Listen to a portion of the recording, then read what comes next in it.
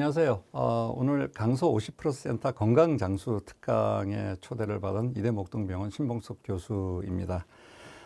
제가 이제 방송이나 이제 강의를 하러 다니면서 상담을 받다 보면 조금 당황하는 질문을 받게 됩니다. 소변 보기 불편한데 무슨 과를 가야 되냐요? 이런 질문을 받는데 지금은 이제 비뇨기과로 이름이 바뀌었지만 당연히 비뇨기과를 가야 됩니다. 근데 비뇨기과 이미지 자체가 성병이나 보고 남자들이 주로 가는 진료과라고 잘못들 알고 계시는데 비뇨기과 하는 일은 그게 아니라 굉장히 많은 일을 합니다. 첫째가 여성 및 남성의 요로기관, 요로기관이라 그러면 소변을 만들어내고 이동을 시키고 저장을 했다가 배출을 시키는 역할을 하는 신장, 요관, 방광, 요도를 갖다가 다루고요. 또 하나가 남성의 전립선이나 음경이나 고환을 다룸으로 인해서 남성의 임신이나 성기능에 관한 진료를 갖다가 하게 되어 있습니다. 이걸 갖다가 제가 그림으로 잠깐 보여드리면 소변을 만들어내는 장기는 신장, 요관, 방광 이렇게 구성이 되어 있고 신장 안에는 굉장히 복잡한 구조로 되어 있어서 여기서 노폐물을 거르고 수분하고 전해질을 갖다 조절하는 작용을 해서 소변이라는 것을 만들어냅니다. 요 기간까지는 남성, 여성이 차이가 없습니다. 그런데 방광 아래쪽으로 내려가면 남자, 여자가 굉장히 많은 차이를 보이죠.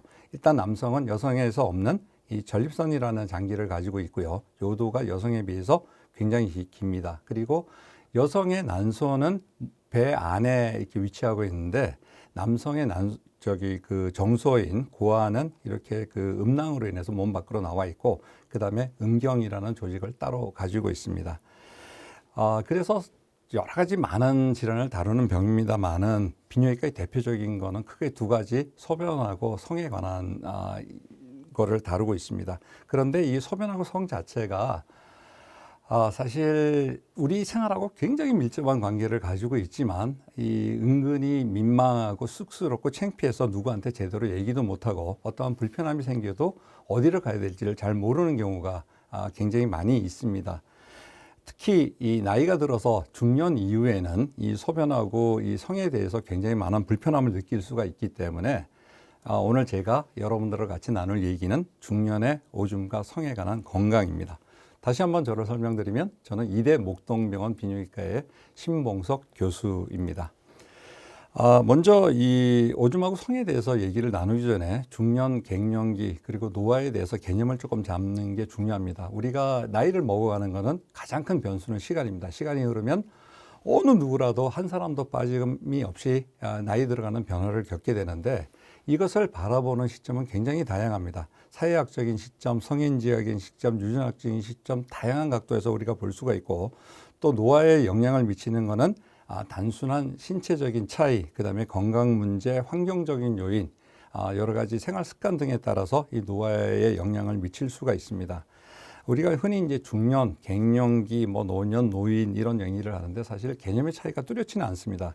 먼저 우리가 흔히 쓰는 중년이라는 개념 자체는 사실은 의학적인 개념이 아니라 사회학적인 개념으로 보통 40대 중후반을 얘기를 하는데 가장 비슷한 의학적인 개념은 갱년기입니다. 갱년기는 보통 나이대는 이제 40대 후반에서 50대 초반까지인데 이 갱년기에 대한 얘기는 뒤에 가서 제가 조금 더 자세히 하도록 하겠습니다. 그리고 보통 이제 65세, 70세 이후를 갖다가 노년이라고 얘기를 하는데 안타깝게도 의학적으로 세포의 노화가 일어나는 시점은 50대이기 때문에 보통 50대 중반 이후를 갖다가 의학적으로는 노년층이라고 정의를 내리고 있습니다.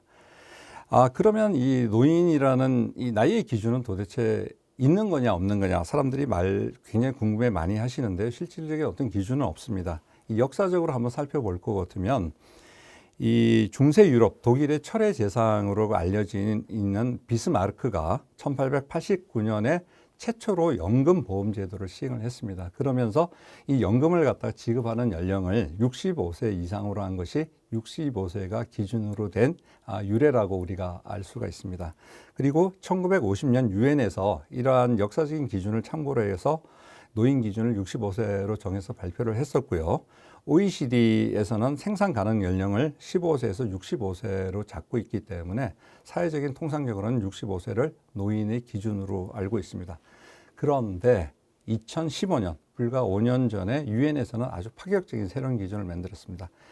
의학이 발달되고 사람들이 건강 상태가 좋아지고 평균 수명이 늘어나고 사회 환경적으로 여러 가지 혜택을 보게 됨으로 인해서 기준이 달라져야 되는 데서 새로운 파격적인 기준을 발표했는데 아마 이거를 들으시면 깜짝 놀라실 겁니다. 유엔의 새로운 연령 구분은 18세에서 65세까지는 특별한 구분 없이 일괄적으로 청년으로 정의를 내리고 있습니다. 그리고 66세에서 79세는 노인이 아니라 중년으로 얘기를 하고 있고요. 여기 50+ 센터가 아마 50대 이후 중년층을 위한 지원센터로 알고 있는데 이 기준에 의해서는 이 이름을 바꿔야 되겠죠. 50+ 센터가 아니라 66+ 센터로 바뀌어야 될 겁니다. 그리고 노인은 80세 이상으로 정의를 내리고 있고 지금 100세를 넘게 사시는 분들도 굉장히 많기 때문에 100세 이상은 장수 노인이라는 용어로 칭하고 있습니다. 그러면 갱년기는 사실 이제 중년하고 비슷한 개념이긴 하지만 의학적인 개념입니다. 보통 나이는 45세에서 55세 사이를 얘기를 하는데 이 갱년기 기준이 되는 의학적인 가장 큰 변화는 성호르몬의 감소가 됩니다. 남성은 남성 호르몬, 이 여성은 여성 호르몬이 감소됨으로 인해서 여러 가지 신체적인 또는 정신적인 증상들을 나타내기 때문에 이를 갖다 갱년기라 그러는데 남성, 여성 모두 대부분은 비슷하게 나타나는데 가장 큰 차이점이 있습니다. 바로 임신 능력입니다.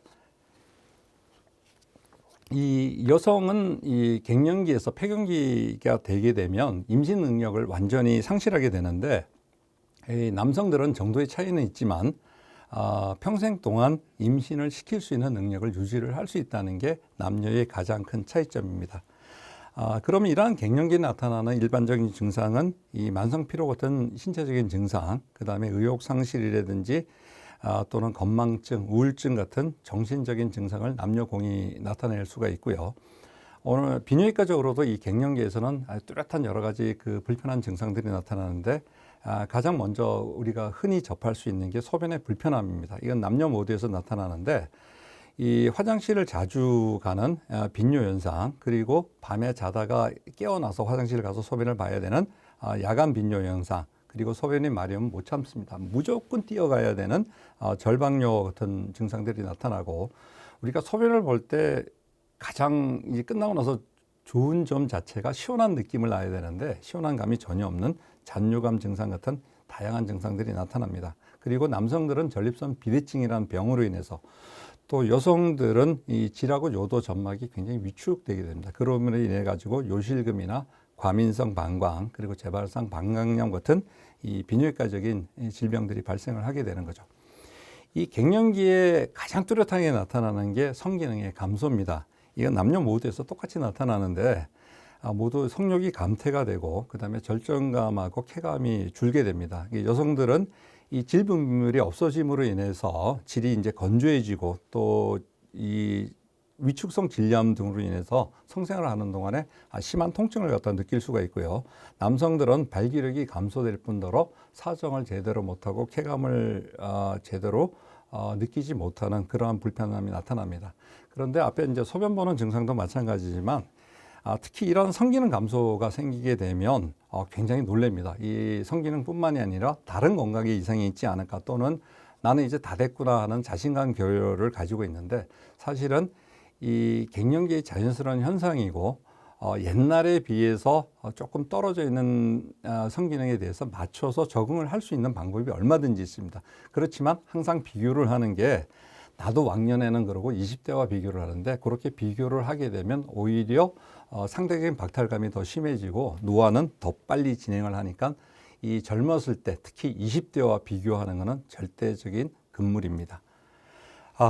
요 기초에서 제가 이제 잠깐 기본적으로 말씀드렸듯이 이 중년이라는 나이 들어감 그리고 소변하고 성 건강은 서로 뗄래야 뗄 수 없이 굉장히 밀접한 관계를 가지고 있습니다. 그래서 오늘은 요 세 개의 서로의 관계 그리고 각각에서 우리가 어떠한 것을 알아야 되는지를 한번 찬찬히 알아보도록 하겠습니다. 이 날씨가 이제 더워지기 시작을 합니다. 땀도 좀 흘리고 그러는데 그때 이제 물을 많이 찾게 되죠. 우리가 물이라 그러면 우리가 받아들이는 이미지가 다양하게 있는데 가장 흔히들 느끼는 게 이렇게 시원하게 흐르는 모습입니다. 폭포수라든지 또는 이렇게 뭐 아주 이쁘게 잘 흐르고 있죠. 요거 폭포 쓰고 이렇게 물을 흐르는데 사실은 이렇게 물이 시원하게 흘러가는 거는 아주 좋고 즐겁고 이 경쾌한 느낌을 줄 뿐더러 이렇게 물이 흘러감으로 인해서 자연을 정화시키는 아주 중요한 기능을 하고 있습니다. 물의 이러한 이미지하고 가장 맞는 것이 바로 소변입니다. 이 소변이라는 것은 우리 신체 대사 과정에서는 다양한 이제 유기노폐물들이 발생을 합니다. 그 중에 이제 요소안이라든지 암모니아라든지 또 유로크롬 같은 이런 다양한 물질, 유기화합물들이 발생을 하는데 이러한 물질들은 반드시 물에 녹아서야지만이 배출이 가능합니다. 그렇게 만들어내는 것이 소변인데 이 소변을 만드는 과정에서 사실은 수분이라든지 또는 우리 몸에 있는 전해질을 갖다가 조절해주는 역할을 같이 하게 됩니다. 그래서 이제 우리 신체에서 만들어지는 노폐물은 조금 전에 말씀드린 이제 그 가장 중요한 이제 비뇨기과적인 소변이 있는데 우리가 외부에서 받아들이는 음식물이 있고 그다음에 숨을 쉴 때 들어오는 산소가 있습니다. 근데 음식물은 소화기관에서 섭취를 하게 되면 영양분은 흡수를 하고 필요 없는 부분은 대변으로 그냥 내보내고 호흡기관에서는 산소하고 이산화탄소하고 교환을 해서 이산화탄소를 그 자리에서 배출을 시키는데 비뇨기계는 그렇게 들어온 게 아니라 소화기관 또는 호흡기관을 통해서 들어온 여러 가지 다양한 물질들을 우리 신체를 유지하는 대사 과정을 통해서 이렇게 새로운 물질도 만들어져서 잉여분을 내보내는 이 소변 자체도 쓸모없는 것이 아니라 굉장히 중요한 물질이라고 생각을 하시면 됩니다. 그럼 먼저 제가 이제 소변 질환에 대해서 말씀을 드릴 텐데 가장 대표적인 질환이 세 개가 있습니다. 방광염, 그리고 요실금, 과민성 방광, 그리고 남자들만 있는 전립선 비대증이 있는데 아마 우리 여러분들께서도 많이 들어본 내용인데 거기에 대해서 제가 아주 간략하게 그리고 중년 건강을 위해서 어떠한 점이 필요한지를 설명을 드리도록 하겠습니다.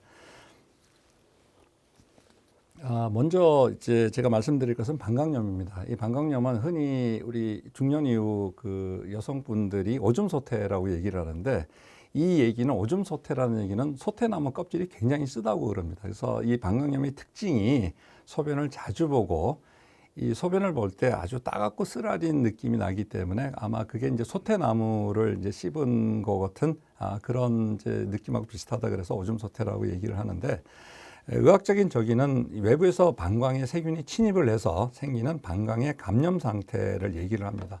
그 균은 어디서 오느냐면 우리가 보통 감기가 걸리거나 다른 감염 질환은 다른 사람 또는 외부에서 균이 들어오는데 이거는 본인이 가지고 있는 균입니다. 주로 어디서 오면 장에 있는 세균이 대변을 통해서 나오다가 항문 주변에 세균을 묻히게 되는데 거기 묻어 있는 대장균이나 클라미디아, 포도상균 같은 것들이 이동을 해서 방광염을 일으킵니다. 보통 여성들한테 많은데 이 그림에서 보시다시피 항문 주변에 있는 균이 질 입구에서 1차적으로 군락을 이루고 그리고 여러 가지 이제 생활 환경 또는 이제 생리적인 현상을 통해서 요도를 통해서 방광에 침입을 해서 방광염을 갖다가 일으키게 됩니다. 이 방광염은 얼마나 흔하냐면 사실 여성들한테도 굉장히 많습니다. 남성에 비해서 한 8배 정도로 많고 이 모든 여성들의 50%는 일생에 최소한 한 번입니다. 그러니까 한 번 이상 앓고 있는 분들도 굉장히 많겠죠. 최소한 한 번 이상은 방광염에 걸린다고 할 정도로 여성들의 숙명적인 질환입니다. 그리고 나이 드시는 분들만 생기는 것이 아니라 20대에서 40대 여성의 약 30% 정도가 방광염을 앓는다고 합니다. 굉장히 흔하죠. 그런데 당연히 이게 갱년기, 폐경기 이후에는 나이가 들수록 점점 더 증가하는 병입니다. 그러면 여성이 왜 방광염이 잘 생기느냐? 요도가 짧습니다. 이 남성들 요도는 한 25cm 정도 되는데 여성들 요도는 50cm 정도밖에 안 되고 여성들 특유의 생리 또는 위생 습관, 그다음에 또 성생활, 임신, 출산 뭐 이런 과정을 통해서 방광염이 잘 올 수가 있고요. 그리고 갱년기, 폐경기를 통해서 이 여성 호르몬이 없어지게 되면 요도 그리고 질의 점막 자체가 이렇게 위축이 되면 면역력이 떨어지게 됨으로 인해서 방광염이 잘 생기고 또 요실금이나 다른 배뇨장애 같은 소변 보는 불편함으로 인해서 2차적인 방광염이 잘 올 수가 있습니다. 아까 남성들도 방광염이 생길 수가 있습니다. 남성들은 방광염이 없는 줄 아는데 여성에 비해서 아주 드물기는 하지만 발생을 하는데 사실 남성들 방광염은 여성들의 방광염에 비해서 더 심각한 상황일 수가 있습니다. 그냥 생기는 방광염이 아니라 주로 전립선 비대증이나 심지어는 방광암 같은 이러한 아주 심각한 질환의 2차적인 합병증으로 생기는 경우가 많기 때문에 남성들이 이유 없이 방광염이 왔을 때는 사실은 이러한 기저질환에 중요한 어떤 문제가 있는지를 찾아보는 게 굉장히 중요합니다. 이 방광염이 걸리면 소변을 자주 보고 밤에도 깨고 막 소변이 급하고 하는데 이 가장 그 대표적인 증상 자체가 소변을 볼 때 요도에 타는 듯한 통증을 수습합니다. 그래서 뭐 화장실 가는 게 두려울 정도로 화장실 가서도 이제 소변을 누려 그러면 아주 온몸이 찌릿하고 막 하늘이 무너지는 것 같은 걱정 후에 이제 소변을 보게 되고 그다음에 아랫배도 항상 아프고 아주 방광염이 심해지면 소변에 피가 섞여서 나오는 혈뇨 같은 증상들도 보일 수가 있습니다. 사실 단순 방광염이거나 뭐 어쩌다 한 번씩 앓는 방광염은 이제 병원을 찾으시면 간단한 소변 검사하고 이 항생제 치료로 잘 치료가 됩니다. 그리고 이 방광염이 발생했을 때는 증상을 조금 완화시켜 주기 위해서 이 온수자욕이라는 것을 하시면 도움이 되는데 사실은 이건 온수자욕은 방광염에만 효과가 있는 것이 아니라 여러 가지 다른 소변 보는 불편함에도 효과가 있을 수 있기 때문에 뒤편에 가서 제가 조금 더 자세히 설명을 드릴 테니까 좀 집중을 해서 들으시면 됩니다. 두 번째로 제가 말씀을 드릴 내용은 요실금입니다. 요실금 그러면 이 요실금이 한자어이기 때문에 사실은 조금 이해가 안 되는 부분도 있고 또 이 의학적인 저기는 여기 뭐 불수의적인 요누출이 뭐 어쩌고 저쩌고 얘기를 하고 있는데 이런 거가 복잡한 게 아니라 그냥 화장실이 아닌 상태, 내가 옷을 입고 생활을 하는 도중에 나도 모르게 소변이 새서 속옷을 적시는 경우가 요실금입니다. 그래서 이 다른 질병하고 달리게 물론 요실금의 원인을 찾는 과정은 복잡할 수가 있지만 요실금의 진단 자체는 환자가 병원에 와서 나 소변이 새서 왔습니다. 그럼 바로 진단을 내릴 수가 있습니다. 근데 요실금 자체는 사실 여러 가지 생활상의 불편함을 갖다가 야기시킬 수가 있기 때문에 지금 뭐 본인도 문제지만 여러 가지 사회적인 문제를 갖다가 야기시키는 것은 대단히 중요한 질환 중에 하나로 보고 있습니다. 이 요실금도 안타깝게도 남성보다는 여성한테 흔합니다. 아까 방광염이 전체 여성의 50%가 방광염을 앓는다고 했는데 이 요실금은 약 40% 정도가 이 정도의 차이는 있긴 하지만 요실금 증상을 가지고 있고 실질적으로 병원에서 수술을 받거나 아니면 다른 치료를 받는 환자들이 한 500만 명 정도 된다고 그러니까 우리나라 인구에 비하면 굉장히 많은 숫자이죠. 그리고 이 요실금도 나이에 따라서 증가하는 일종의 노인성 질환으로 분류가 되어 있습니다. 그러면 요실금은 왜 생기느냐? 이것도 나이하고 관계가 있습니다. 이 노화에 따른 여러 가지 이제 방광 근육이라든지 골반 근육 자체가 약해져서 요실금 발생을 시킬 수가 있고요. 또 노화로 인해서 그 위축성 질염이라든지 또는 요도나 이 질의 점막 자체가 이렇게 쪼그라들게 됨으로 인해 생기는 그런 2차적인 변화 때문에도 생길 수가 있고 또는 운동 부족이나 변비 같은 이 현대인들이 많이 갖고 있는 이런 만성 질환으로 인해서 생길 수도 있고 또는 정신적, 심리적인 요인에 의해서도 요실금이 발생을 할 수가 있습니다. 요실금도 다양한 형태가 있습니다. 여러 가지 형태가 있는데 가장 흔히 볼 수 있는 게 복압성 요실금이라는 겁니다. 이거는 주로 언제 나타나냐면 크게 기침을 하거나 재채기를 하거나 웃을 때 우리가 이런 이제 행동을 할 때는 복압, 이 뱃속의 압력이 증가되는데 이 복압이 바로 방광으로 전달을 하게 됩니다. 그러면 방광의 압력이 전달이 되면 요도관략근이라는 것이 이 전달되는 복압을 갖다가 이 방광이 늘어나는 압력을 갖다가 막아주는 역할을 해야 되는데 이 요도관략근 자체가 이 약해짐으로 인해서 자기도 모르게 이런 식으로 소변이 새는 거를 갖다가 복압성 요실금이라 그럽니다. 이거는 이제 처음에는 이렇게 기침하거나 재채기하거나 이렇게 복압을 갖다가 심하게 올릴 때 요실금이 나오지만 이게 제대로 치료를 안 하고 관리를 하지 않으면 사실은 조금만 빨리 걸어도 소변이 새는 그런 불편함을 갖다가 만들어내고 있습니다.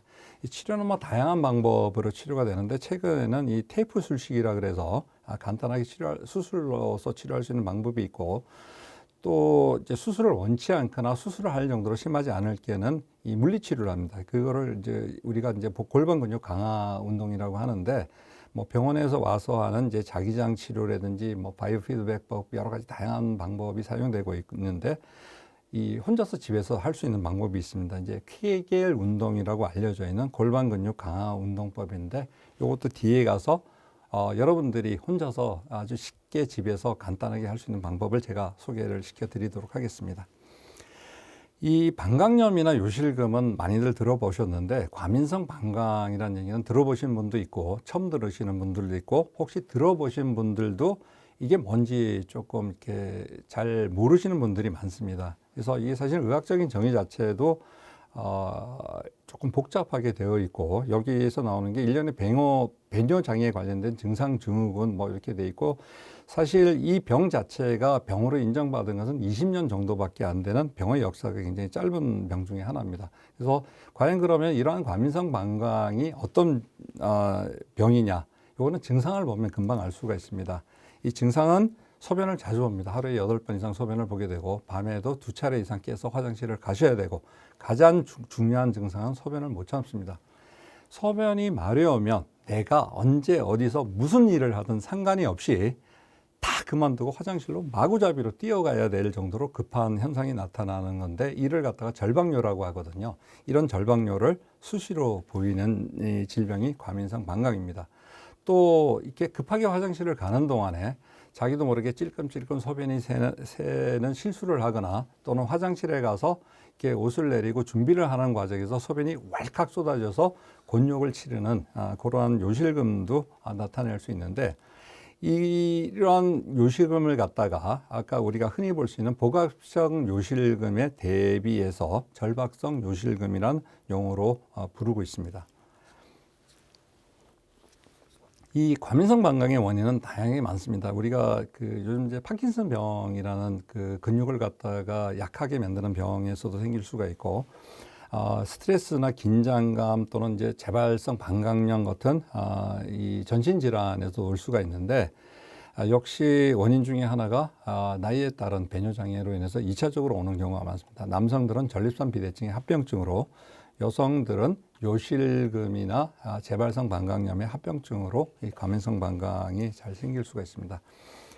이 방광염은 뭐 병원에 가서 아프면 치료를 하면 되고, 이 요실금은 사실은 이제 조금 조심을 하면 사회생활 하는 데는 크게 문제가 없을 수도 있습니다. 기침을 안 하면 되고, 뭐 크게 웃지도 않고 뛰거나 그러지 않아도 되는데, 이 과민성 방광은 시도 때도 없이 언제 어디서나 갑자기 소변이 마려운 현상이 나타나기 때문에, 사실 이렇게 외출을 하고 사회활동하기에 여러 가지 많은 이제 문제점들을 일으킵니다. 그러다 보니까 사람을 만나는 걸 피하게 되고, 밖에 나가서 좀 긴 시간 일하는 거 또는 외부 활동하는 걸 피하게 되고, 화장실 없는 장소는 안 가려고 그러는 여러 가지 이제 불편함들이 나타나다 보니까, 이 사실 젊었을 때도 마찬가지지만 나이가 들어서도 이렇게 사회적으로 조금 고립이 되는 게 굉장히 이 사람을 위축을 시키게 만들어서 노화를 갖다가 더 빨리 촉진을 하게 되거든요. 그러다 보니까 삶의 질이 굉장히 하락을 하게 되고, 또 장기간 치료를 해야 되니까 심적, 시간적, 여러 가지 재정적인 부담을 앓게 되어 있습니다. 근데 과민성 방광도 시간 맞춰서 병원을 가시면 잘 치료를 될 수 있으니까 너무 걱정하지 않으셔도 됩니다. 다음으로 이제 말씀드릴 것은 전립선 비대증입니다. 최근에 이제 여러 가지 매체를 통해서 이 전립선이라는 얘기는 많이 들어보셨고 잘 아시는 분들도 많이 있지만, 아직도 조금 이렇게 헷갈려 하시는 분들이 있습니다. 이 전립선은 이렇게 이제 방광이 입구에 이렇게 있는데, 가끔 저한테 이제 진료받으러 오시는 이제 부부가 있습니다. 남편분이 전립선 비대증 때문에 오셨는데, 이제 검사를 하고 이제 얘기를 드리면 부인분이 내 전립선도 조금 검사해 주세요 이렇게 말씀을 하시는 분들이 있는데, 사실 전립선은 남자들한테만 있습니다. 여자들한테는 없고요. 이 보면 방광이 있고 요도가 있고 소변 나가는 길이 있고, 요 방광 입구에서 이렇게 위치하고 있는 게 전립선입니다. 이 위치 때문에 인해서 전립선 비대증이든 전립선염이든 여러 가지 전립선에 어떤 문제가 생기면 1차적으로 소변 보는 불편함이 나타납니다. 그러다 보니까 전립선이 소변을 보는 장기, 여러 기관 중에 하나가 아닌가 생각을 하는 경우가 많은데, 사실 전립선에 하는 일은 여러 가지 물질들을 분비를 합니다. 그 물질들이 보통 정액이 있으면 정액의 한 40% 정도가 전립선 액으로 채워져 있는데, 이 전립선 액이 하는 일이 정자를 보호를 하고 영양분을 공급을 하고 운동성을 부여하는 물질로 구성이 되어 있습니다. 다시 말씀드려서 이거는 전립선은 요로기관이 아니라 남성 임신하고 관계되어 있는 생식기관 중에 하나입니다. 그래서 위치로 인해 가지고 이제 소변 보는 불편함이 나타나는데, 그 불편함을 나타나는 것을 잠깐 보여드리도록 하겠습니다. 이 화면에 보시면 이렇게 전립선이 위치되어 있고 방광은 정상적으로 이런 모양을 하고 있고, 이 아래쪽 사진은 내시경 사진입니다. 이런 식으로 통로를 잘 유지를 하고 있는데, 전립선이 커지게 되면 이런 식으로 통로를 막게 되고, 그러다 보니까 방광에 무리가 가서 방광벽이 두터워지고 이게 근육들이 쭈글쭈글해져서 다양한 이제 그 불편함을 갖다가 만들어내게 되어 있습니다. 그럼 이 전립선이 얼마나 많으냐? 뭐 연령별로 이렇게 쭉 늘어나는 것으로 되어 있는데, 쉽게 말씀을 드려서 50대에 50%, 60대에 60%, 그리고 70대에 70%가 전립선 비대증을 앓고 있다고 할 정도로 나이에 따라서 증가하고 남성들에게 굉장히 많은 병 중에 하나입니다. 증상은 이제 방광이 아까 이제 두꺼워지고 이제 문제가 되는 이제 여러 가지 불편함을 나타내는 것을 이제 방광 자극 증상이라고 제가 말씀을 드렸는데, 일단은 요도를 갖다가 막기 때문에 나타나는 요도 폐색 증상이 먼저 나타납니다. 그러다 보니까 소변 보기가 힘들고 줄기도 가늘고 중간에 한두 번 끊었다가 소변을 보셔야 되고 마무리도 제대로 안 되는데, 이렇게 앓고 있는 분들이 사실 이 공중화장실, 남성들의 공중화장실은 이제 소변기가 이렇게 공개되어 있고 이렇게 여러 개가 같이 놓여 있는데, 그런 데서 소변 보는 걸 굉장히 이렇게 좀 힘들어합니다. 쑥스러워하고. 왜냐하면 뒤에 사람들이 기다리고 있는데 본인은 시작도 아직 못했는데 옆에 사람들은 이미 일을 다 보고 나가는 경우도 생기고, 또는 마무리도 못하고 마무리하는데 남들이 볼까봐 눈치가 보여서 또 창피해하고, 그런 여러 가지 불편함들을 가지고 계십니다.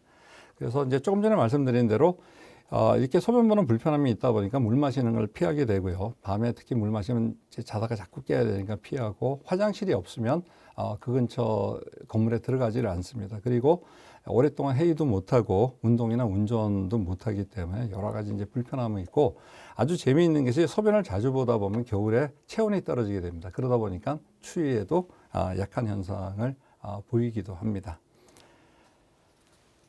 이제 그 대표적인 질환 몇 가지를 좀 알아봤었고요. 그러면 그냥 알고만 있으면 뭐하냐? 내가 또 아프면 병원에 가면 되는데, 근데 병원에 가기 전에 우리가 이러한 이제 소변 건강을 갖다가 위해서 우리가 할 수 있는 방법이 뭐가 있느냐? 거기에 대해서 제가 이제 조금 말씀을 드리도록 하겠습니다.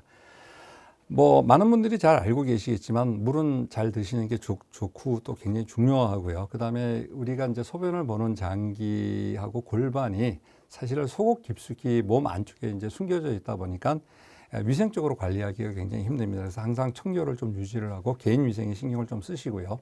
그다음에 소변 보는 장기가 소변만 보는 게 아니라 성생활에 같이 사용을 합니다. 그러다 보니까 이 성생활도 건전하게 좀 잘하시고, 내가 마음대로 할 수 있는 건 아니지만 조금 규칙적으로 대변 그리고 소변을 갖다 보는 습관을 좀 들이고, 여러 가지 식생활이든지 그 밖에 좀 보조적으로 우리가 할 수 있는 여러 가지 방법들이 있는데, 그 몇 가지 대표적인 걸 제가 말씀을 드리도록 하겠습니다.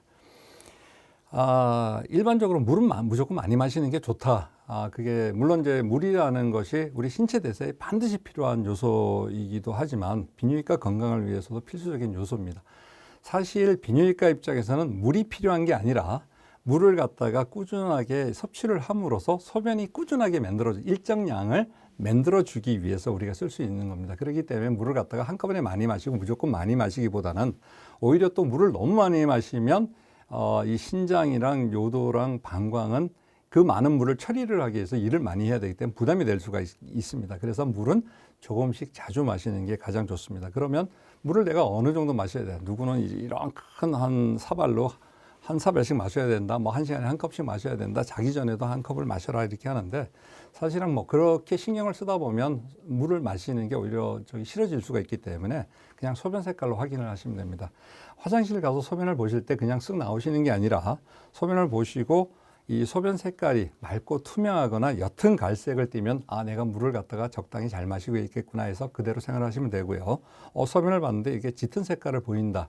그러면 조금 더 신경을 써가지고 물을 조금씩 더 자주 마시도록 노력을 해야 되겠다. 그렇게 생각하고 소변 색깔로 봐서 적절하게 조절을 하시면 됩니다. 음식물도 조금 주의를 하셔야 됩니다. 우리가 통상적인 건강에 해가 되는 설탕이든지 커피 뭐 이런 것들은 좀 조심을 하셔야 되고요. 특히 짠 음식이 비뇨기 건강에 굉장히 나쁜 영향을 줄 수가 있습니다. 이 담배는 뭐 어느 선생님들이 나오더라도 담배는 피지 말라고 말씀하시니까 금연을 하시는 게 좋고요. 또 음주 자체도 나쁜 영향을 줄 수 있기 때문에 잦은 음주는 조금 자제를 하시는 게 좋습니다. 도움이 되는 것은 푸른색 신선한 채소가 비뇨기과 건강에 도움이 되고요. 또 과일 중에서는 토마토가 전립선 건강에 굉장히 큰 도움이 되고 딸기 종류도 이 방광 건강에 도움이 되고 있습니다. 그래서 요구르트는 이 방광염 예방하는 데 도움이 될 수가 있기 때문에 뭐 드실 수 있으면 뭐 충분히 드셔주시는 것도 좋습니다. 아까 잠깐 말씀드렸던 것 중에 하나인 이제 골반 근육 강화 운동입니다. 케겔 운동이라고 알려져 있는데 사실 이제 조금 찾아보면 다양한 방법들이 나와 있습니다. 여러 가지 도구를 사용하거나 또는 뭐 이제 그 필라테스 하듯이 하든거나 요가 하듯이 하는 다양한 방법이 있는데 그렇게 복잡한 방법은 뭐 여유가 있으면 하시면 되겠지만 사실 실생활에서 하는 게 가장 중요합니다. 자, 지금부터 제가 가르쳐 드리는 대로 한 30초 정도만 따라 하시면 금방 배웁니다. 자, 다른 데 힘은 주지 말고요. 항문에만 서서히 힘을 줘가지고 이거를 조인 상태로 10초 정도를 유지를 합니다. 10초가 유지가 됐으면 다시 서서히 풉니다. 그래서 완전히 푼 상태에서 10초를 갖다가 유지를 하고요. 꼭 10초가 아니래도 됩니다. 8초나 9초, 10초 본인이 적당한 시간이라고 생각하시면 됩니다. 그 10초를 풀고 나면 순간적으로 3번을 갖다가 쟀다 풀었다를 반복을 합니다. 그리고 나서 10초를 쉬고 다시 처음부터 반복을 합니다. 아주 쉽죠. 그렇게 돼서 하루에 3번, 오전, 오후, 저녁에 한 번 할 때마다 10번씩 반복을 하는데 이거는 어쩌다 하는 거는 아무런 소용이 없고요. 매일 꾸준히 지속적으로 하게 되면 한 달 정도가 지나면 소변 보는 것도 좋아지고 그다음에 이 성기능에도 도움이 되는 아주 좋은 운동법이니까 지금부터라도 조금 열심히 하시는 게 굉장히 큰 도움이 될 것으로 보입니다. 그다음에 이제 여러 가지 소변 보는 불편함이 있으면 온수 자욕을 하라는 얘기를 많이 듣습니다. 따뜻한 물로 자욕을 하는데 사실은 자욕을 하는 게 중요한 게 아니라 정확하게 하는 게 굉장히 중요합니다. 이 그림에 보시다시피 사실은 일반적인 세수대야 가지고는 안 되고요. 좀 큰 대야를 하나 사셔가지고 요 그림에서는 조금 덜 잠겼는데 요 허벅지하고 배꼽 아래쪽이 완전히 물에 잠기도록 하면 되고 물의 온도는 약 40도 정도 되는 물로 하는 게 좋고 짧게는 15분, 길게는 한 30분 정도인데 보통은 한 15분 정도 지나면 물의 온도가 1, 2도 정도 떨어지면 식었다는 느낌이 듭니다. 그때 가서 일어나시면 되고. 근데 사실 이런 식으로 이제 이제 속옷까지 다 벗고 대야에다가 뜨거운 물을 준비를 해서 하기는 조금 굉장히 번거롭습니다. 그래서 요게 아주 심할 때는 요렇게라도 하시고 그렇지 않을 때는 그냥 조그마한 고무주머니나 이 핫팩 같은 거를 이용을 해서 배꼽 아래쪽 그 아랫배를 한 15분 정도 따끈하게 찜질을 하시면 소변을 자주 보는 그 방광 자극 증상을 줄여주는데 도움을 받으실 수가 있습니다. 자, 이상 이제 소변에 관한 얘기는 다 했습니다. 올해는 이제 벚꽃이 일찍 개화를 했다 그러네요. 지금 이제 실내에 계시거나 또 혹시 바쁘셔가지고 꽃 구경 못 하신 분을 위해서 제가 찍어 갖고 왔습니다. 여기 안양천 사진인데 이 하늘 한번 보시고 벚꽃 한번 보시고 제가 물은 조금씩 자주 드시는 게 중요하다 그랬습니다. 여러분들도 잠깐 물 한 잔 드시고 10초 후에 다음 주제로 제가 넘어가도록 하겠습니다.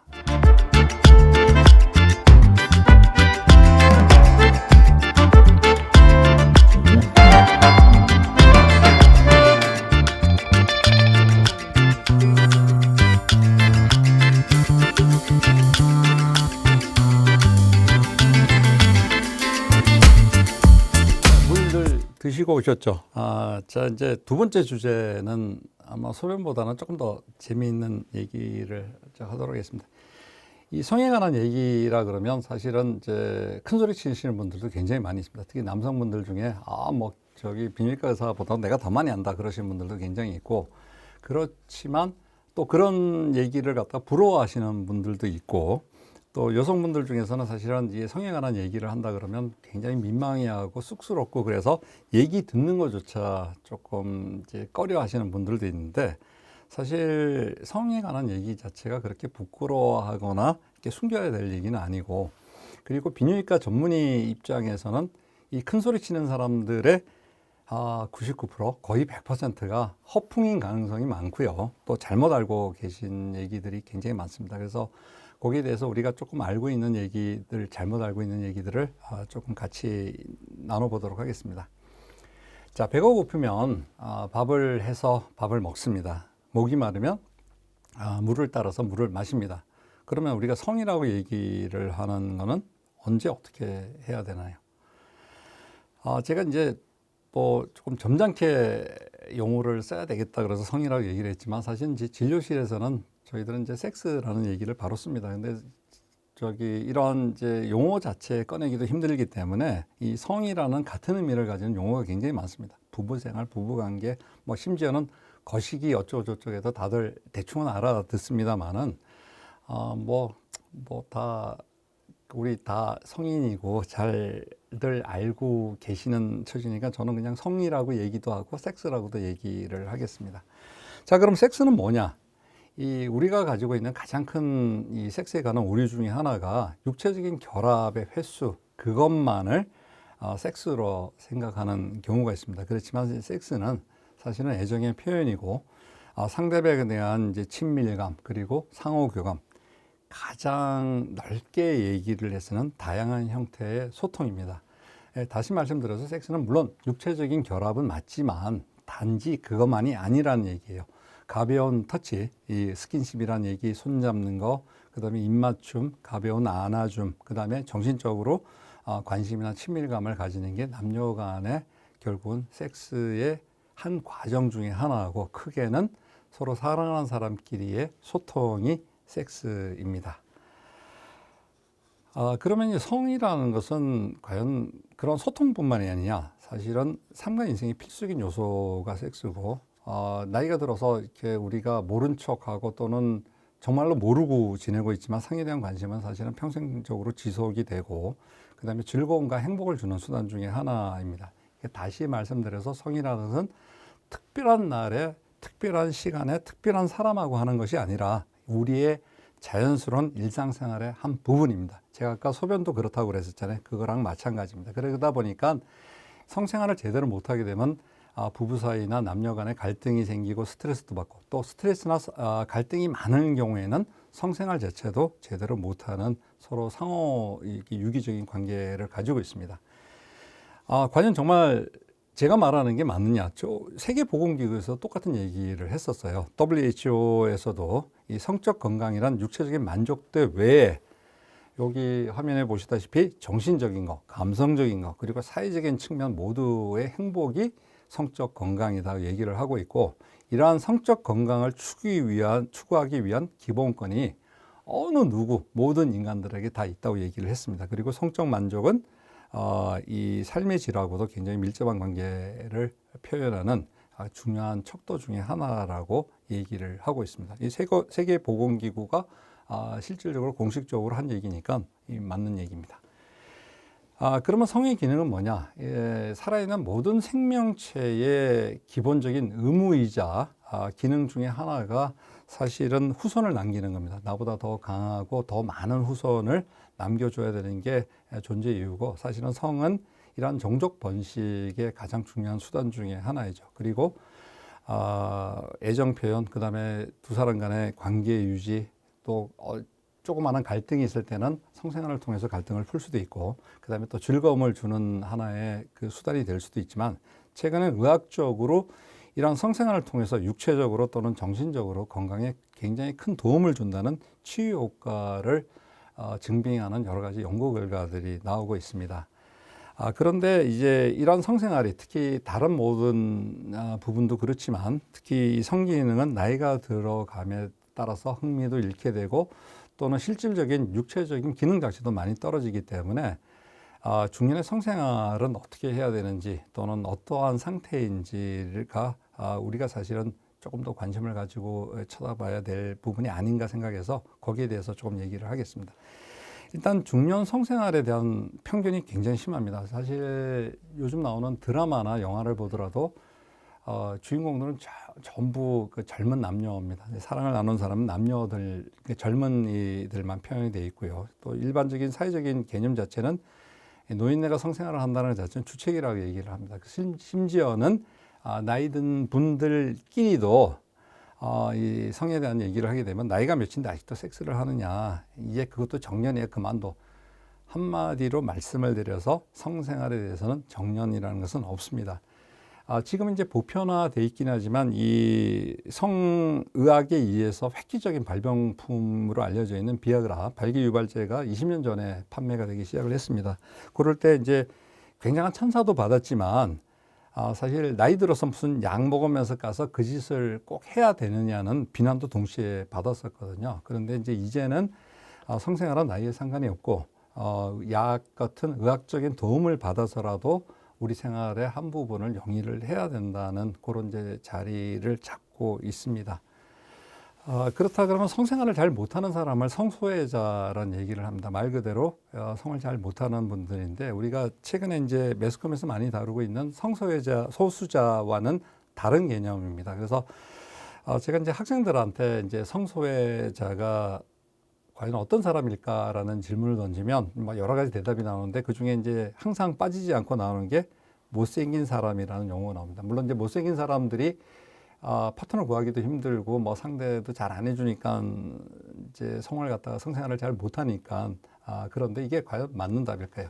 우리나라 법에서 이걸 갖다가 인정을 했습니다. 이 2016년도에 법원에서 어떤 이제 성매매 알선에 관한 법률에 대한 보충 의견서를 법원에서 냈는데, 여기 보시면 외모, 장애, 연령 등으로 성생활을 제대로 못하는 사람들을 성소외자라고 지칭을 한다고 이런 판례가 남아있기 때문에 못생긴 사람이 꼭 틀린 대답은 아닙니다. 그러나 이 성을 제대로 못하는 사람들의 가장 중요한 원인은 장애와 연령입니다. 이 남녀 구분 없이 장애인이나 또는 이제 배우자가 없는 이제 노년층들은 사실은 이제 육체적인 제약이 있을 수가 있고요. 또 앞서 계속 말씀드린 사회적인 편견으로 인해서 사실 이제 성 파트너를 만나기가 굉장히 힘들기 때문에 성생활이 어렵기 때문에, 사실 일반적으로 이제 성소외자라 그러면 법에서는 이렇게 얘기를 했지만 의학적으로는 장애인과 연령이고, 특히 연령이 굉장히 중요한 것으로 되어 있습니다.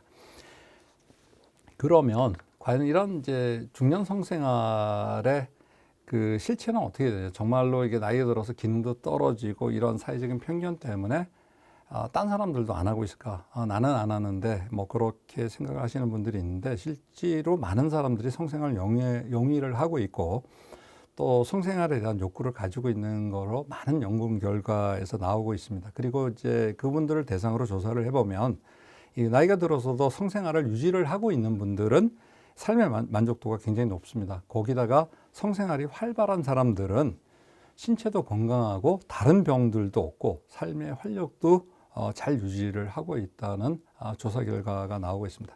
제가 이제 사진을 몇 장을 보여드릴 텐데, 우리나라 조선시대 그 김홍도 신윤복 화백의 생활 풍속도입니다. 뭐 자세한 거는 보지 마시고 이 그림에 나오는 이 주인공들의 얼굴만 한번 보세요.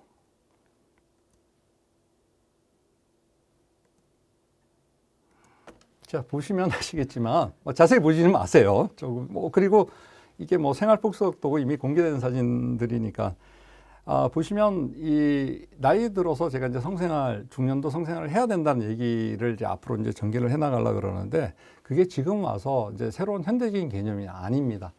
조금 전 사진에서도 보셨다시피 이 조선시대 때도 이미 성생활은 나이 드신 분들도 잘 이렇게 하고 있습니다. 그리고 얼굴만 제가 보라 그랬는데, 사실은 주변 환경을 볼 것 같으면 꼭 침실이 아닌 장소에서도 그런 이제 사랑을 나누는 모습을 볼 수가 있습니다.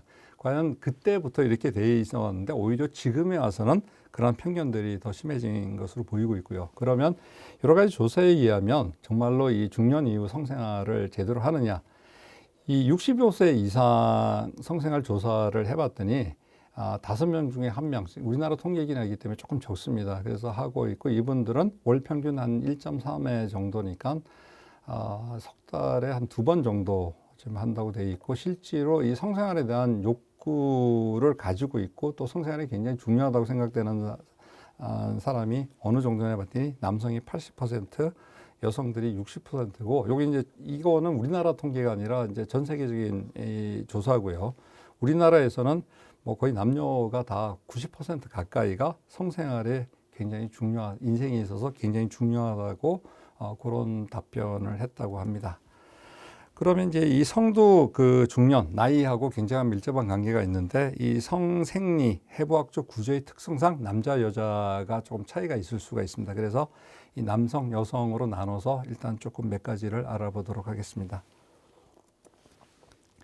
여성 갱년기는 아까 말씀을 드렸었고요. 여성 갱년기에도 물론 이제 우리가 이 착각을 하고 있는 것 중에 하나가 갱년기를 꼭 폐경기로 여기는데, 실질적으로 여성 호르몬이 감소를 하는 것은 40 전후, 최근에는 조금 더 빨라졌다고 합니다. 40 전후부터 서서히 감소를 해서 그게 완전히 안 나오는 게 이제 50 전후가 되고, 그렇게 되면 임신 능력이 없어지고 이 생리를 하지 않기 때문에 이를 갖다가 폐경기라고 하고, 그때 물론 갱년기 증상은 그 전부터 나타나지만 이때 그 갱년기 증상 자체가 굉장히 심해지기 때문에 폐경기 증상이라고 얘기를 하고 있습니다.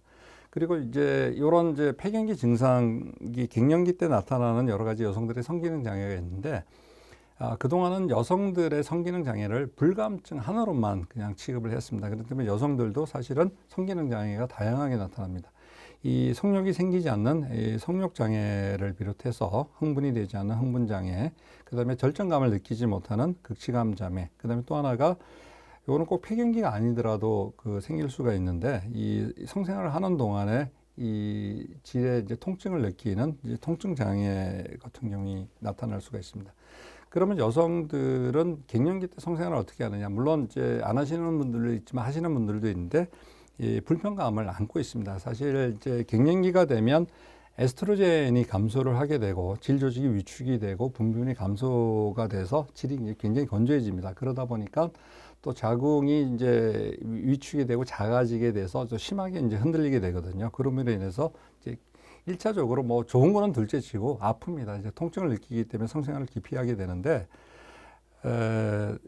또 이제 그 여성들도 부신에서 남성 호르몬이 나옵니다. 그래서 우리가 몸에 갖고 있는 성 호르몬의 한 3 내지 5% 정도가 그 여성들도 남성 호르몬을 가지고 있고 남성들도 마찬가지로 여성 호르몬을 가지고 있는데, 이 부신에서 나오는 남성 호르몬이 줄게 됨으로 인해서 이 성욕이 떨어지게 돼 있습니다. 그래서 이 여성 갱년기 때도 꼭 그 이 성생활을 위해서뿐만이 아니라 이 갱년기 증상을 완화시키기 위해서 이 호르몬 보충 치료 같은 걸 할 수가 있고요. 또 의사의 진찰을 한번 받은 후에 에스트로겐이 함유되어 있는 질정이나 연고를 사용하면 좀 더 그 성생활을 갖다가 편하게 조금 즐기실 수가 있습니다. 그런데 이러한 의학적인 도움이 아니더라도 오히려 규칙적으로 성생활을 하고 또 파트너가 없으면 자위를 조금 해주시는 게 오히려 질을 갖다가 건재증을 방지를 하고 여러 가지 성기능을 갖다 유지시키는 데 도움이 된다고 합니다. 그런데 이제 이 남성의 섹스는 조금 단순하고 여성의 섹스는 조금 복잡합니다. 그러다 보니까 사실 남성들이 여성을 모르는 경우가 많기 때문에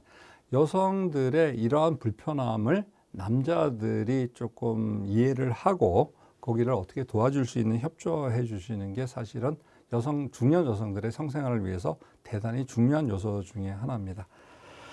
여성들에 대해서 알아봤고요. 이제 남성 쪽에 대해서 한번 얘기를 나눠보겠습니다. 남성들도 마찬가지로 40세부터 이제 남성 호르몬이 줄기 시작을 하고, 특히 여성들의 폐경기에 해당되는 50 전후에 남성 호르몬이 급격하게 떨어집니다. 완전히 없어지지는 않지만 떨어짐으로 인해서 다양한 이제 증상들이 나타나는데, 이를 여성 갱년기와 대비해서 남성 갱년기라고 부르고 있습니다. 사실 남성 갱년기는 없는 것으로 처음에는 알려져 있었는데, 이 남성 갱년기라는 개념이 제대로 정립된 것도 한 30년 정도밖에 안 되는 짧은 역사를 가지고 있습니다. 여성도 마찬가지지만 남성 갱년기가 오는 것은 나이가 들게 됨으로써 뇌도 노화가 되고 또한 고환도 이제 노쇠져서 생기는데, 그거 말고도 여러 가지 환경적인 요인이 있습니다.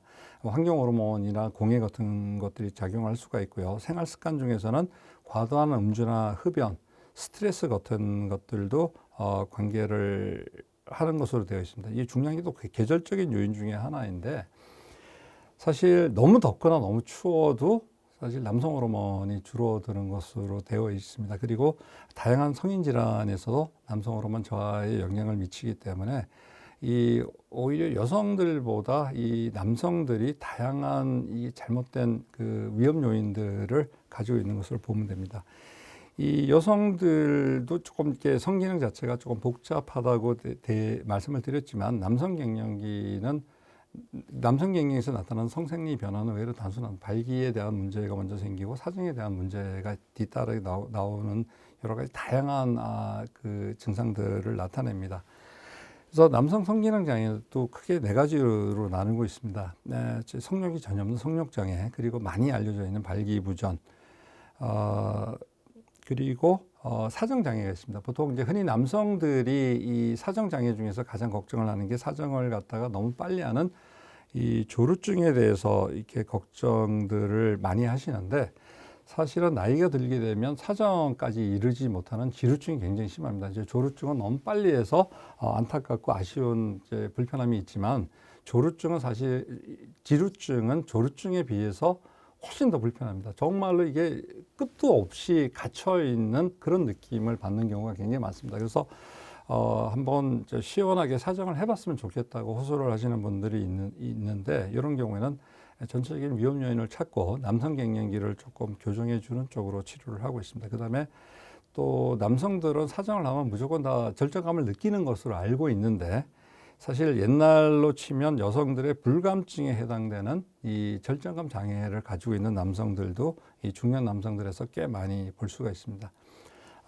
여러 가지 다양하게 나타나긴 하지만 그래도 남성들의 성기능 장애의 가장 대표적인 것은 발기부전입니다. 이 발기부전이라는 것이 어쩌다 한번 이제 발기가 제대로 안 되는 경우는 이제 심적인 요인이나 뭐 다른 요인에 의해서 그럴 수가 있기 때문에 사실은 발기부전이라고 얘기를 안 하고요.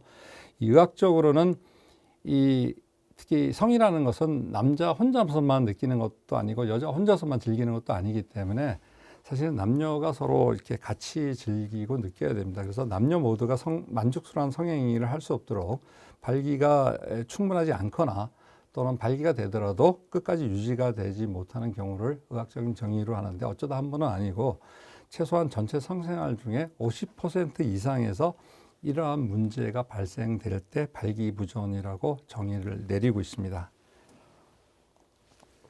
발기부전 치료는 20년쯤 전에 이제 비아그라가 나오고 난 이후로 사실은 이제 옛날에는 이제 발기부전에 대한 검사를 굉장히 복잡하게 했는데 최근에는 발기부전을 호소하시는 분들이 오면 일차적으로 일단 발기유발제를 처방을 해서 발기를 유도를 하는 치료를 먼저 시작을 하고 있습니다. 그래도 이 남성 발기부전에 대해서는 다양한 이제 위험 요인들이 있기 때문에 위험 요인을 찾아서 제거를 해야 되고 그리고 이 남성들도 심리적인 영향을 굉장히 많이 받습니다. 그렇기 때문에 사실은 위험 요인이 뚜렷하지 않으면 성상담하고 또는 이제 성에 대한 교육을 좀 받고 또는 이제 그래도 안 되면 국소적인 주사제나 이제 크림을 사용을 하거나 또는 응경보형물 같은 수술적인 처치를 받기도 합니다. 이 남성 발기부전은 사실은 이 성기능에서뿐만이 아니라 의학적으로도 거의 21세기의 최대 발명품이라고 할 정도로 이 비아그라가 나오고 난 이전하고 이후하고 구분이 됩니다. 사실 비아그라가 이제 1998년도에 이제 개발이 돼서 판매가 시작이 됐는데 그 전까지는 사실은 뚜렷한 치료법이 없었고 거의 대부분이 심리적인 치료를 했었습니다. 물론 이제 진공흡입기 같은 걸 사용을 했는데, 근데 1998년도에 이제 비아그라가 발매되고 나서는 그 이후에 비아그라를 따라서 여러 가지 다양한 형태의 발기유발제가 발견이 됐고, 또 실제로 이제 국산 발기유발제도 개발이 돼서 현재 많은 종류의 발기유발제들이 판매가 돼 있고, 사실 효과는 뭐 거의 다 비슷하다고 보시면 됩니다. 자, 지금까지 이제 소변하고 성에 대해서 이제 제가 이제 말씀을 드렸는데, 소변하고 성은 같은 장기를 사용을 하고 있고, 또 사실 소변이 불편하면 성 기능도 떨어지고, 또 성 기능이 잘 나쁘면 사실은 소변 보는 불편함도 생기고 두 가지가 동시에 생기는 경우가 많기 때문에 한번 이제 두 가지 광리를 알아보도록 하겠습니다. 사실 이제 소변 본다 그러면 이제 뭐 남자든 여자든 시원하게 샤 하고 나오는 이 폭포 같은 이런 모습을 갖다 볼 수가 있고, 불편하다는 것은 이 고장난 수도꼭지처럼 똑똑 떨어지거나 힘을 들여서 이제 짜내야 되는 경우가 있는데, 과연 그러면 물론 이제 당연히 이렇게 힘들게 나오면 불편은 하겠죠. 그래서 대부분이 이런 식으로 폭포처럼 떨어지면 정력도 셀 거라고 생각을 하고 있습니다. 그렇지만 의학적으로 소변 줄기가 세다고 정력이 강하다는 근거는 전혀 없습니다. 그리고 이제 이런 이제 그 개념을 갖게 된 게 사실은 이제 영화가 중요한 역할을 했습니다. 영화에서 이제 조금 표현이 이렇게 자유롭지 못할 때, 과거에 이제 병강세 같은 영화에서 병강세가 정력이 세다는가, 또는 이게 아주 그 성생활을 하는 모습을 보여주다가 화면이 갑자기 전환이 되면서 시원한 폭포수 같은 것을 보여주기 때문에 폭포수가 처럼 소변을 잘 보면 성능력이 세다고 얘기를 하고 있는데, 의학적인 근거가 없습니다. 그래서 물론 당연히 소변을 잘 보면서 정력이 센 사람도 있지만 그렇지 않은 사람도 많습니다. 그래서 괜히 소변 줄기만 이렇게 세가지고 변기 주변을 더럽힐 뿐이지 실질적으로는 이 별별로 없는 사람들도 꽤 있습니다. 그런데 거꾸로 전립선 비대증을 비롯해서 요실금 같은 이제 배뇨 장애를 가진 사람들에서는 성기능 장애가 많습니다.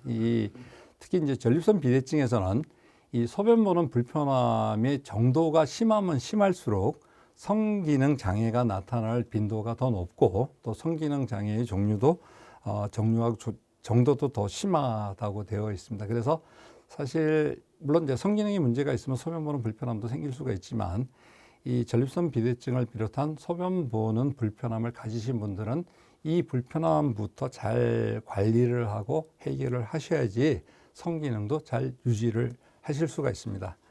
자, 요실금은 앞서도 말씀을 드렸는데 이 여성들한테 많기는 하지만 남성들한테도 전립선 비대증이 합병증으로 잘 나타납니다. 그런데 사실 이제 요실금 자체도 성기능 약화를 시키는 역할을 하긴 하겠지만, 이 소변에 새시는 분들의 이 심리적으로는 소변이 언제 셀지 모르는데 이 성생활 하기가 굉장히 부담스러워집니다. 그리고 상대방에 대해서 미안하고요. 그러니까 그냥 성생활 하다가 소변이 마려울 수도 있고 소변을 흘릴 수가 있기 때문에, 사실 남성이든 여성이든 요실금 가지신 분들은 의도적으로 이 성생활을 회피하는 경우가 꽤 많습니다.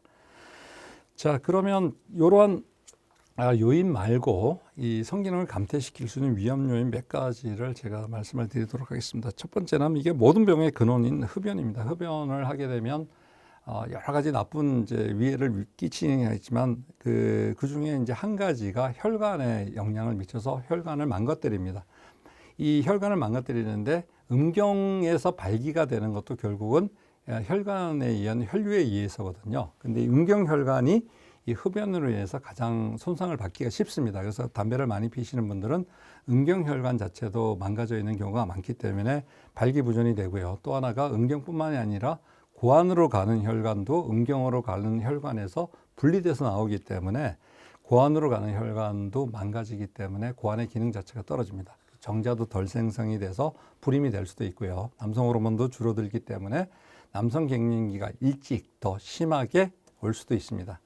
여성도 마찬가지입니다. 이 흡연을 하게 되면 사실은 난소에 같은 논리로 인해서 나쁜 영향을 주어서 불임이 될 수도 있고요. 또 여성 호르몬 분비 장애를 일으켜서 아주 30대 후반이나 40대 초반에 조기 폐경이 올 위험성도 있기 때문에 담배를 피시는 분들은 사실 다른 건강도 중요하지만 이 소변과 성기능 건강을 위해서라도 담배를 끊으시는 게 좋습니다. 최근에 이제 비만의 위험도에 대해서 여러 과에서 이제 언급을 하고 있는데, 이 성생활에도 마찬가지입니다. 일단은 남성 같은 경우에는 복부 지방이 굉장히 심하면 이 음경이 이 살 속으로 파묻혀 들어갑니다. 발기가 되더라도 이렇게 충분하게 이렇게 밖으로 나오지가 않기 때문에 사실은 이제 성생활을 하시는데 조금 지장이 있을 수가 있고요.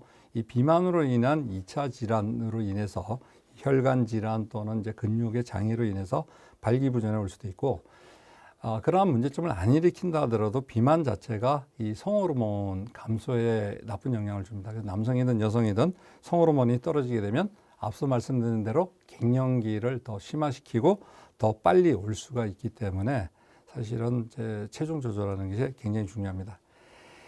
이 의사들이 하는 무책임한 말 중에 하나가 스트레스 피하세요인데 사실 현대 생활을 하면서 스트레스를 피할 방법은 없습니다. 그래도 스트레스가 있는데 이거는 이제 각자 알아서 이겨내시는 수밖에 없습니다. 이 스트레스가 사실은 이제 육체적으로, 정신적으로 많은 나쁜 영향을 주는데 실질적으로 이 굉장히 스트레스를 받으면 정말로 이제 일시적으로 발기부전이 오고요. 전혀 그 성욕도 일지도 않고 실제로 뭐 억지로 이제 성생활을 하더라도 결정감에 이르지 못하는 일시적인 성기능 장애를 초래를 하기도 하지만 그러한 스트레스가 계속적으로 반복되다 보면 영구적인 성기능 장애를 일으킬 수도 있습니다. 그다음에 이 스트레스가 사실은 만병의 근원입니다. 이 심혈관 질환이라든지 당뇨병도 일으키고 여러 가지 소화장애도 일으키기 때문에 그러한 만성 성인 질환에 따른 2차적인 성기능 장애를 일으키기 때문에 뭐 어쩔 수 없이 받아야 되는 스트레스지만 이 결국은 각자가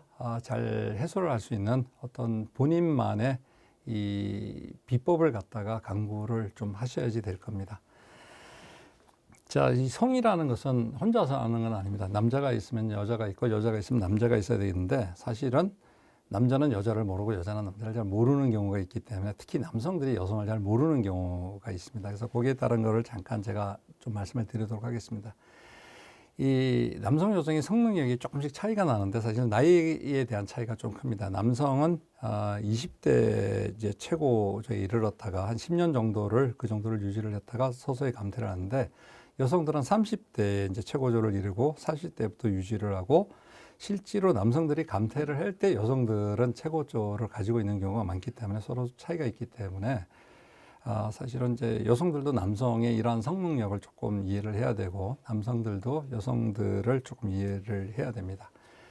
그리고 이제 그 성향에 의해서 남녀의 차이가 분명히 있습니다. 이거는 남자가 옳다, 여자가 옳다, 남자가 잘못됐다, 여자가 조금 더 이해를 해야 된다. 이 차이는 아니고요. 그거는 이 해부학적인 구조, 또 생리학적인 구조의 차이 때문에 이러한 변화가 있기 때문에 이것을 조금 이해를 해야 됩니다. 잘 알고 있어야 되고요. 그래서 남성들은 일반적으로 쾌감이나 육체적인 요소를 우선적으로 생각을 합니다. 이거는 남성이 나빠서나 그 동물이라서 그런 게 아니라 남성들의 남성 호르몬이라든지 여러 가지 그 해부학적인 구조 때문에 그렇게 돼 있고 여성들은 사실 물론 이제 감성적인 친밀감을 더 중요시합니다. 여성들도 물론 육체적인 그 쾌감을 갖다가 무시를 하는 건 아니지만 뭐가 우선이라는 것은 조금 차이가 있습니다. 그러다 보니까 이 남성들은 몸으로 섹스를 하고 여성들은 마음으로 섹스를 한다는 말이 있고 남성들은 이제 음경으로 쾌감을 얻고 여성들은 사실은 음경 그 생식기 하나만이 아니라 온몸과 거기다 더하기 마음을 통해서 극치감을 느낄 수가 있습니다. 그렇지만 물론 남자도 심적인 요인을 많이 받거든요. 그래서 남녀 모두에서 성은 사실은 육체적인 요소뿐만이 아니라 심리적인 것 또는 그 여러 가지 주변 환경 뭐 여러 가지 요소들을 받습니다. 그렇기 때문에 상대방이 암만 오늘밤 내가 남편을 위해서 또는 내가 부인을 위해서 조금 즐겁게 해줘야 되겠다 그리고 암만 섹시한 옷을 입고 한다 하더라도 평상시 무관심이나 불만, 서운함이나 뭐 이렇게 갈등이 있으면 아무런 소용이 없습니다. 그래서 그런 것부터 푸는 게 먼저 중요합니다. 그다음에 또 하나 이제 착각들을 하고 있는 게 사실 남자들은 야한 상상을 많이 한다고 생각하고 여성들은 야한 상상을 하지 않는다 이렇게 생각을 하는데 그렇지 않습니다. 남자든 여자든 성적 상상을 많이 합니다. 그것도 이제 호르몬의 차이 때문에 사실은 남자가 여자 한 2배 정도 많이 한다고 하거든요. 그런데 성적 상상을 하는 게 조금 차이가 있습니다. 남자는 실질적인 야한 생각을 좀 합니다. 그리고 만약에 조금 이제 그 정도가 이제 과정이 좀 지나면 이제 자의를 통해서 이렇게 결정을 하고 사정을 하고 여성들은 로맨틱한 상상을 많이 합니다. 상상의 대상이 좀 틀리죠. 그리고 여성들은 실질적인 이제 그 자의를 않고 성적 상상만으로도 이 성관계와 같은 이제 심장 박동이 증가하고 혈압이 증가를 해서 실질적으로 상상만으로도 이 절정감에 도달할 수가 있다고 합니다. 그런데 이런 상상 자체가 너무 과도해서 일상생활에 지장을 받으면 문제가 되겠지만 그렇지 않을 때는 이러한 상상을 많이 하면 결국은 성생활에도 도움이 되고 그리고 성생활에도 더 많은 이제 즐거움을 얻기 때문에 실질적인 건강에도 도움이 되는 것으로 되어 있습니다. 그다음에 이거는 이제 남자들이 많이 하는 착각 중에 하나입니다. 성생활을 했을 때 남자가 굉장히 힘들다고 얘기를 하는데 실질적으로는 그렇지 않습니다. 물론 이제 이 체위마다 조금씩 틀리겠지만 이 성생활에서 남성들의 활동량이 많습니다. 그렇기 때문에 운동량이 많기 때문에 에너지 소모량이 더 많을 것으로 생각이 되고 사실 여자들은 그렇게 힘들어하지 않는 모습을 보이거든요. 근데 이 성생활하는 남녀를 갖다가 이제 칼로리를 조사를 해봤더니 남자보다 여자가 더 많은 칼로리를 소모하는 것으로 되어 있습니다. 아까도 앞서 말씀드린 대로 여성은 온몸으로 이제 성생활을 하기 때문에 아마 칼로리 소모가 많은데 덜 힘들어 보이는 거는 이 여성들은 이제 성생활을 하는 동안에 이 심적인 요인을 많이 받기 때문에 이 부경감 신경이 활성화됨으로 인해서 이 에너지가 아주 재빨리 공급이 되기 때문에 피곤하지 않게 보이는 것 뿐이지 실질적인 에너지 소모량은 여성들이 더 많습니다. 그런데 이제 보통 이제 부부간에 이제 성생활을 하면서 남자가 숨을 차고 헐떡거리고 땀을 많이 흘리는 것은 이 성생활 자체가 힘들어서 그런 것이 아니라 평소에 운동도 하지 않고 건강하지도 않고 배가 나오고 그래서 그런 거지 성생활 자체가 육체적인 노동은 절대로 아닙니다.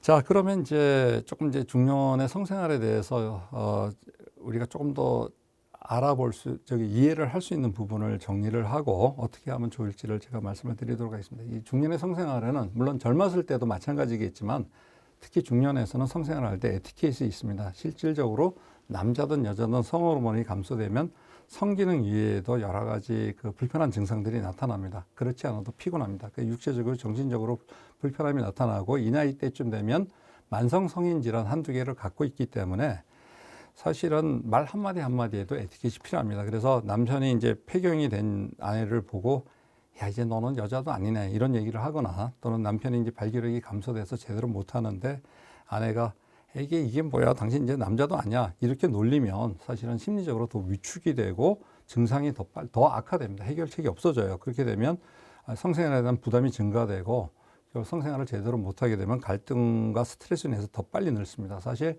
남자든 여자든 이 말로서 매를 벌 쓸데없는 소리는 절대로 하지 않는 것이 좋습니다. 그럼 성생활에 대한 이해를 갖다가 먼저 좀 하시는 게 좋은데 제가 쭉 앞에서 얘기했듯이 성은 특별한 시간에 특별한 날에 특별한 장소에서 하는 게 아니라 우리 생활의 중요한 한 부분이라는 것을 의지를 가지고 있고 내가 20대보다는 약해졌지만 그래도 지금도 할 수 있다는 의지 그리고 자신감 회복이 굉장히 중요합니다. 그리고 갱년기와 노화에 대한 이해와 적응이 필요하고 내가 조금 약하면 상대방 배우자에게 내가 약하고 문제가 있음을 갖다 얘기를 하고 서로 이해를 하고 노력을 하는 것이 굉장히 중요합니다. 그래서 이제 성생활을 갖다가 좀 더 행복하고 즐겁게 하려고 그러면 일반적인 정신적인 육체적인 건강 유지가 굉장히 중요하고요. 그리고 적절한 식이 충분한 휴식 그리고 꾸준한 운동으로 되어 있는데 한마디로 말해서 삼시세끼 잘 챙겨서 드시고 잘 쉬고 잘 주무시고 그다음에 규칙적으로 대소변을 잘 보시면 됩니다. 그리고 또 중요한 것은 이 건강이나 시간적 여유가 되면 규칙적으로 성생활을 시도를 하는데 사실 우리가 성생활 그러면 먼저 떠오르는 이미지가 있습니다. 침실, 침대, 밤중 불 끄고 깜깜한 이런 고정관념에서 조금 벗어나서 두 분이 서로 분위기가 있고 서로의 컨디션이 괜찮을 때 그리고 주변 환경에서 남들에게 방해를 받지 않으면 언제라도 하시는 것이 오히려 더 도움이 될 수가 있습니다. 자, 이렇게 조심을 하시면 여러분들도 이제 중년이긴 하지만 우리가 항상 하는 얘기가 나이는 숫자에 불과하다. 새로운 꽃을 필 수가 있고요. 다시 한번 정리해서 이제 조금 더 구체적인 것으로 제가 결말을 짓도록 하겠습니다. 이 오줌과 성건강을 위한 생활 습관은 규칙적인 운동이 중요합니다. 주 5회 정도 하는데 일부러 시간 내서 할 필요가 없습니다. 일상에서 활동량 늘리는 것이 운동보다도 더 좋을 수가 있습니다. 그래서 가급적이면 대중교통을 이용하고 대중교통 한두 정거장 정도는 걸어서 다니는 것이 운동하는 효과를 가지고 있을 수가 있고요. 식사는 신선한 채소와 과일을 갖다가 충분히 드시고 가장 중요한 것은 드시는 것도 중요하지만 피하는 것도 중요합니다. 동물성 지방 그리고 이 고칼로리식이라는 얘기가 결국은 과식을 하지 말자는 얘기거든요. 기름기 많은 거 좀 피하시고 과식하지 마시고 체중 조절 무엇보다 중요한 것은 금연 그리고 잦은 음주를 좀 자제를 하시고 스트레스는 나름대로 해소법을 하나 개발을 하시는 게 좋습니다. 사실 이제 소변도 그렇고 성기능도 그렇고 예전 같지 못하면 이렇게 조금 걱정을 하고 고민을 하시는 분들도 있지만 나이 들어서 당연히 그런 거죠. 그러고 팽겨치어 버리는 분들이 많거든요. 이렇게 그냥 이렇게 관심 밖에 두면 사실은 이 진단 시기도 놓치고 병을 더 키우는 경우도 굉장히 많습니다. 그런데 실질적인 이러한 나이 들어 생기는 이러한 불편함들이 의학적으로 그 기전이 밝혀지고 치료법이 개발이 되고 그러한 치료법을 통해서 그러한 불편함들이 개선이 된다 그러면 그런 단순한 노화가 아니라 사실은 질병의 범주에 들어갑니다. 그래서 그렇게 불편하면 사실은 이제 제대로 된 치료법이 있는지 없는지 잘 모르니까 이 비뇨기과 전문의를 찾아서 한번 상담을 하시면 이게 해결할 수 있는 좋은 방법을 알려드릴 겁니다. 그래서 이제 요거는 이제 제가 이제 이 사회에 드리는 하나의 제언입니다. 사실은 이제 나이에 상관없이 이 성생활에 대해서는 좀 개방적이고 좀 이 중년의 성생활도 이해할 수 있는 사회적 분위기가 됐으면 좋겠고, 제가 앞서 비뇨기과를 소개시켜 드린 대로 이 소변과 성이라 그러면 뭔가 은밀하고 조금 창피하고 민망한 거라고 생각하는데 거기에 대한 이제 고정관념을 좀 바꿔 주셨으면 좋겠고요. 사실은 성생활뿐만 아니라 소변도 함께, 화장실 가면 같이 이렇게 일을 보시잖아요. 마찬가지로 함께 만들고 함께 즐기고 함께 하는 이 소변하고 건강한 이 성생활을 갖다 유지를 했으면 좋겠습니다. 다 사실 여러 가지로 지금 어려운 이제 시대에 같이 이제 이해하고 극복하는 지혜를 함께 나눴으면 좋겠습니다. 긴 시간 경청해 주셔서 감사합니다. 고맙습니다.